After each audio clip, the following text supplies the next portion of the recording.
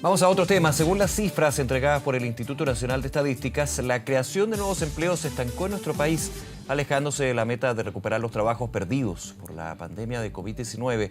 Para analizar este complejo escenario, tomamos contacto con Tomás Rau, director del Instituto de Economía de la Universidad Católica. Muchas gracias por acompañarnos, Tomás. ¿Cómo te va?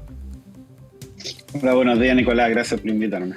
A ver, ayer lo comentábamos, de hecho, cuando sale la cifra del INE y se va consolidando una tendencia que tiene aspectos positivos y negativos. Lo positivo es que la tasa de desempleo sigue la baja.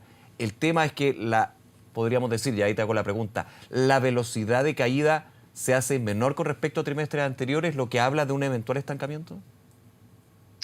Efectivamente, si tú comparas con los datos al mismo trimestre del año pasado, efectivamente hay una baja importante de un punto. Ahora, la base de comparación es baja, ¿cierto? Ahora, si tú miras respecto a los trimestres anteriores, la tasa de desempleo ha estado relativamente estancada en 7,8% desde enero hasta el trimestre móvil pasado, y ahora de hecho subió un poquito, subió a 7,9%. Entonces, efectivamente, estamos en un estancamiento del mercado laboral, más allá de que se hayan creado algo así como 11.000 puestos de trabajo, también aumenta la fuerza de trabajo. Entonces tenemos más población desocupada y por eso aumenta el desempleo en una décima. Claro. A ver, ahora, ¿esto es estancamiento de creación de empleos o finalmente hay otros elementos en el mercado laboral que tienen también que ver con lo que ha sido una readaptación, la situación económica, evidentemente? Siempre hay un rezago, hay que decirlo, entre el presente económico con justamente lo que se muestra en las cifras de empleo y desempleo, ¿no? Efectivamente, esto no es automático, en el fondo hay rezago tanto para la destrucción de empleos como para la creación. Entonces, Claro. cuando salgamos de este momento, que bueno, quizás va a tomar un tiempo, también vamos a ver rezagos en la mejora de las cifras. Sí, eso es efectivo. Ahora, hablemos de la calidad del empleo, que eso es bien relevante, Tomás, en términos de asalariados, empleos informales. Es bien importante porque finalmente, claro, puede haber una cifra macro, digamos, de lo que es el desempleo, la ocupación también, pero cuando se empieza a hacer el desagregado, se ven distintos fenómenos que son parte del presente de nuestra economía, ¿no? Efectivamente, a ver, dentro de como la foto, por decir así, tenemos una tasa de informalidad que no excede como promedios históricos. Entonces, eso como si uno quisiera ver algo de lo positivo. Claro. Y el empleo asalariado se recuperó. ¿Ah? El empleo asalariado ya se recuperó. Estamos rezagados en otras categorías ocupacionales, como empleadores, servicio doméstico, ¿cierto? Pero el empleo asalariado se recuperó y esa al menos es una parte de la buena noticia. Pero como dijiste tú al principio de la nota, todavía no llegamos ni siquiera a recuperar los empleos perdidos en la pandemia y la fuerza de trabajo ha aumentado bastante. Entonces, si quisiéramos tener como la misma proporción de ocupados, estamos más lejos. Sí. Ese es un punto A, no se llega al nivel prepandemia, digamos, en términos de recuperación de puestos de trabajo. Se ha avanzado, eso es innegable, pero evidentemente no se llega al mismo nivel. Y aquí esto tiene que ver con lo potente que fue en términos de destrucción de empleos la pandemia propiamente tal, más que la pandemia, los efectos de la pandemia, o por una situación también del mercado laboral que se iba arrastrando desde antes, digamos. Eh, claro, una serie de factores. El mercado laboral antes de la pandemia, sin duda que estaba en mejor pie. Ujú. La tasa de desempleo era menor a 7 puntos Claro. o en el borde ahí. Y lo que pasa es que, claro, la pandemia destruyó, dependiendo de las cifras que tú miras, según el INE, un poco más de 2 millones de empleos, hay otras cifras que hablan incluso más. Incluso más.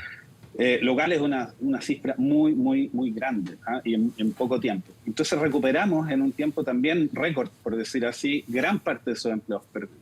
Pero como bien mencionabas al principio, esa velocidad ha caído sustantivamente, ¿sí? La inyección de liquidez, como se dice, que hubo el año pasado en particular, con los retiros, con los IFE, pues fue muy grande. Entonces el rebote, por decir así, fue muy rápido. Y eso se agotó.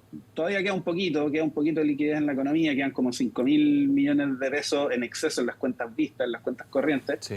pero eso se está agotando. Entonces, tiene que ver mucho con la magnitud y con que se está agotando un poco la liquidez y viene vienen también factores externos que nos están afectando. Sí, claro, y déjame hacer un punto en lo que tú señalabas en términos de la liquidez, porque el año pasado con respecto al de ahora, y se sabía que iba a suceder, había un exceso de liquidez, y eso también me imagino que impulsó de manera positiva a algunos sectores, como entre ellos el comercio, a necesitar más mano de obra, ¿no? Esto requiere y muestra un cambio bastante radical, no sé si radical, pero profundo con respecto al año pasado, cuando el año pasado hablábamos de una economía sobrecalentada a una economía que el próximo año, por lo menos con la proyección que tiene el informe de política monetaria del Banco Central, podría hasta llegar a una recesión. Efectivamente, el exceso de liquidez impulsó la recuperación, obviamente, por algunos sectores con mayor fuerza, como claro, decías tú, comercio, sector servicios, incluso consumo de bienes durables, que eso como que no se esperaba, ¿cierto? También aumentó el consumo de bienes durables, etcétera. Y claro, bueno, ahora eso se acaba y efectivamente el último IPOM, que es el de junio, vamos a conocer el IPOM de septiembre en un mes más, ¿cierto?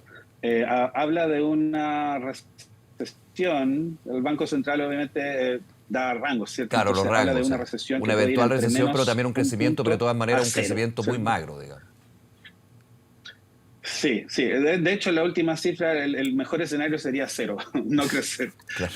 Y ya recuperándose el 2024, efectivamente. Entonces, sí, hay que ver un poco, como mencionaba, qué pasa con algunos factores externos. Hay incertidumbre que se tiene que dilucidar, ojalá en el mediano plazo, y y está también el tema del control de la inflación. Tenemos una tasa política monetaria altísima para nuestros niveles, ¿cierto?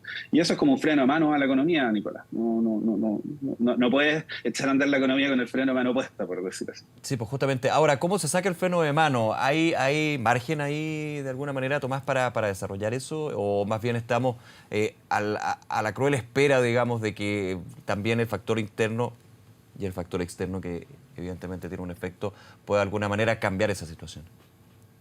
Sí, a ver, el freno de mano, la reducción de la tasa de política monetaria no se hace de sopetón, ¿sí? Claro. Se hace paulatinamente. El Banco Central hace algún tiempo empezó, de hecho, a publicar lo que llaman el corredor de la tasa de política monetaria, que es como ellos esperan que va a ir bajando, subiendo, ¿sí? Y ese corredor, la última versión nos dice que empezaría a bajar, ¿cierto? En el último trimestre de este año, y seguiría bajando paulatinamente durante todo el 2023 para converger ya a 2024. Claro. Entonces, va a ser aparentemente más lento que una cosa abrupta. Uh-huh. Tomás Raos, director del Instituto de Economía de la Universidad Católica. Tomás, nuevamente muchísimas gracias por acompañarnos para analizar estos datos y aterrizarlos justamente a lo que significa en términos del mercado laboral. Que te vaya muy bien. Igual a ti, Nicolás. Muchas gracias. Un abrazo.